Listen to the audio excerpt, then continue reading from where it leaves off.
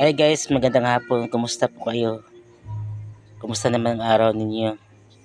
Ito guys, atay ng baboy guys, after ko, bago lang ako na nanghalian, ito yung ulam ko. Atay ng baboy.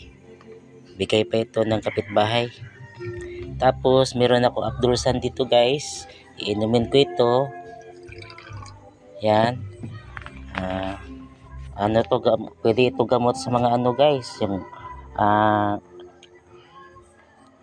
sakit ng ulo, sakit ng tiyan, ubo, di makatulog, ulcer, hyperacidity, problema sa puso, sakit sa atay, migraine, asthma, at marami pang iba guys. So, pag iniinom nyo ito, hindi lang masyadong marami. Tapos, pag iniinom na ito, parang siya, malamig sa inumin. Tapos, maanghang kunti. So, masarap sa pakiramdam. Ito yung Abdulsan tawag nito. So, inom muna ako guys ha.